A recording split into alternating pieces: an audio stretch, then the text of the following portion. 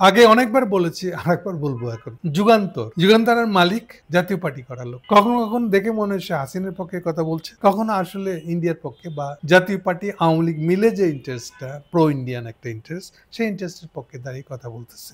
তো সেই ধরনের আরেকটা রিপোর্ট করেছে তারা গতকালকে। হেডলাইন হলো, যে কারণে আওয়ামী লীগের নেতৃত্বে 3 জনের আলোচনা। এই হেডলাইনটার মধ্যে ধরে নেওয়া আছে যে হাসিনার ফাঁসি হয়ে গেছে, মানে ফাঁসির অর্ডার হয়ে গেছে, ফলে হাসিনা যে আসতেছে না এটা ধরে নিয়ে এইবার হেডলাইনটা বানাচ্ছে বা এই আর্টিকেলটা লিখতেছে যে যেহেতু হাসিনার ফিরে আসবে না, ফলে হাসিনার অ্যাবসেন্সে 3 জন নেতার নাম বেশি আলোচিত হচ্ছে।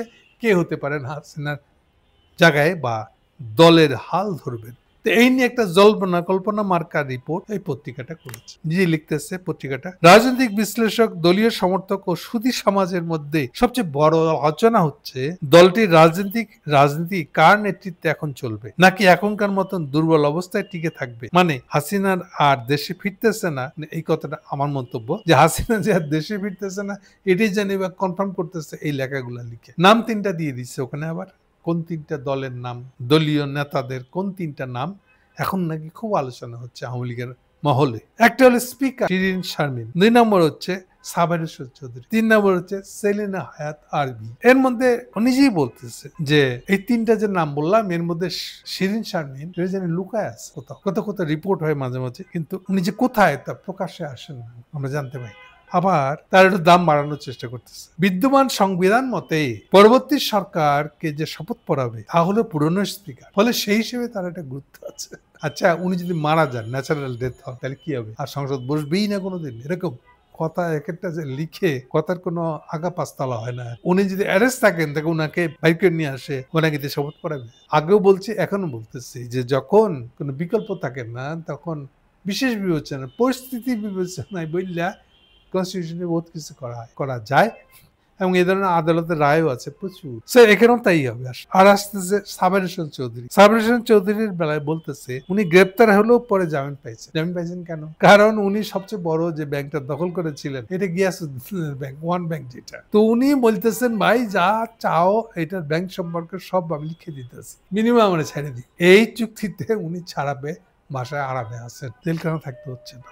তো উনি কি এখন উকি ঝুঁকি মারতেছে, আবার নিজের বিপদে হেলাবেন বলতেছে, কোথাও কোনো মন্তব্য করছে না। তবে সম্প্রতি আর একটা বড় প্রতিদ্বন্দ্বী রাজনৈতিক দলের চোখে খারাপ কাজ করে ফেলছেন। তার বাসায় ইউরোপিয়ান ইউনিয়নের 3 দেশের রাষ্ট্রদূত নিয়ে বৈঠক করেছে, এবং এটা দিয়ে বলতেছে এটার পর থেকে তিনি যথেষ্ট সংযত আছেন, বাইরে বেরোন না। তাহলে এই লোককে দিয়ে কেমনে করে বানাবেন? তাহলে 2টা গেল, শিরিন শারমিনকে বাইরে আনা যাচ্ছে না, সাবের চৌধুরীকেও বাইরে আনা যাচ্ছে না।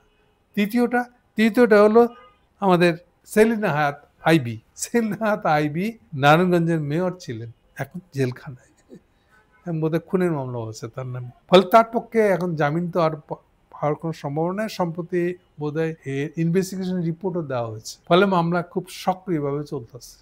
ফলে ওনার পক্ষে বের হয়ে আসা সম্ভব না। তাহলে আসলে কি হবে?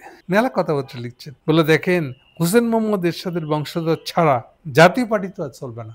অর্থাৎ কাদেরকে বুঝাইছে, এরশাদের ছোট ভাই কাদেরকে না ছাড়া তো চলবে না। সেরকম আওয়ামী লীগের বেলায় হাসিনাকে ছাড়া তো চলবে না, বিএনপির বেলায় খালেদা জিয়া বা তারেক জিয়া ছাড়া তো চলবে না। এটা দিয়ে বোঝাতে যাচ্ছে যে হাসিনা ছাড়াতে হবে না। আজকাল মেলা বিশেষজ্ঞ বেরিয়েছে, নাম বলতেছি না, সে বলতেছে বিচারে আওয়ামী লীগ নিষিদ্ধ হলো না, ধরেন মানে আদালতে আওয়ামী লীগের পার্টি হিসেবে তারও বিচারের কথা বলা হয়েছে। তাহলে সেটার যদি বিচার হয়, সে বিচার হলো না, ধরেন যে নিষিদ্ধ হয় নাই, কিন্তু তারপরও হাসিনার তো মৃত্যুদণ্ড মাথায় নিয়ে দেশে ফিরতে পারবেন না। এছাড়া তার বয়সও সাপোর্ট করে না, ফলে হাসিনা নাই। কিন্তু ফিরে আসার জন্য আওয়ামী লীগের যে বাস্তবতাগুলো ছিল সেটা একই থাকছে।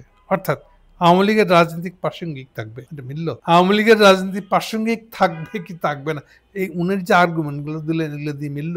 কথা এদিক সেদিক ঘুরে পেঁচে বলে লাভ নাই। এটা কি হতে যাচ্ছে তার সম্পর্কে ধারণা আমি আগেও বলেছি, আর একবার বলে দিই আপনাদেরকে, খুব সহজ। ইন্ডিয়ার দয়ার উপর নির্ভর করছে সবকিছু। এটা হাসিনা ইন্ডিয়ায় বসে ঠিক করতে পারবে না, কিছু মুরদ নাই তার। ইন্ডিয়া যা সিদ্ধান্ত নেবে তাই হবে।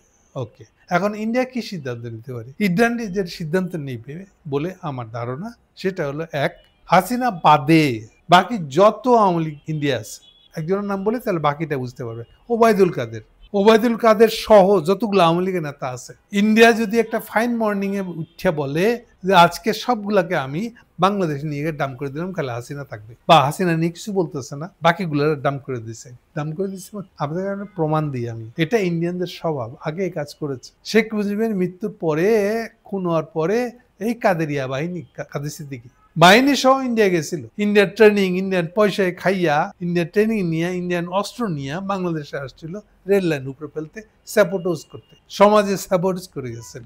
বেশি না, 6 মাসের মধ্যে পুরা কাদেরিয়া বাহিনীকে নিয়ে এসে ইন্ডিয়া জিয়া রহমানের হাতে উঠে দেয়, একদম বুঝাই দিছিল হাতে। এবং এদের সবাইকে নিয়ে কাউকে সাজা দিচ্ছে 1-2 বছর, কাউকে 2-1 মাস, এরপরে মুসলেকা নিয়ে সবাইকে ছেড়ে দিচ্ছে। তাহলে ইন্ডিয়ার একটা খাসিলত আছে, কাদের সিদ্দিকী আসেনি, কাদের সিদ্দিকী আসছিল 91 সালে এরশাদের পতনের পরে।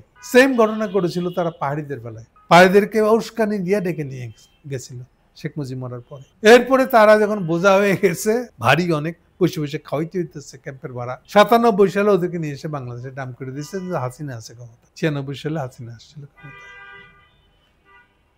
তাহলে সেম ফর্মুলা ইউজ করবে এবারও। কেন? আরো একটা কারণ বলেছি আমি, যে ইন্ডিয়ার জন্য আর কিছু না হোক, বাংলাদেশের সাথে সম্পর্ক ভালো রাখাটা তার জন্য জরুরি। আর কতদিন বইবে? 1.5 বছর, 1.5টা বছর হয়ে গেছে। ইন্ডিয়ানদের দেওয়া হিসাব অনুযায়ী বছরে তারা বাংলাদেশে রপ্তানি করতো 13 বিলিয়ন, 13 বিলিয়ন ডলারের পণ্য রপ্তানি করতো বাংলাদেশে, অফিসিয়াল। আনঅফিসিয়াল তো বোধহয় আরো 13 বিলিয়ন। আনঅফিসিয়াল মানে বর্ডার তো পোরাস বর্ডার, সচিদ্র বর্ডার, ইন্ডিয়া থেকে নিয়ে সেখানে ব্যস্ত আছে, এটা মোস্ট কমন। তাহলে এইগুলো তার ফেলে, এই ব্যবসা ফেলে সে আর কয়দিন এগুলো থাকতে দিবে ইন্ডিয়া? তাহলে তারা এই ব্যাপারটা স্বাভাবিক করে নেওয়ার জন্য সবচেয়ে আগ্রহী, অন্তত ব্যবসার স্বার্থে। এটা মোস্ট কমন। আমি তো ইন্ডিয়ানদের স্বভাব বলতেছি, এটা কি করবে?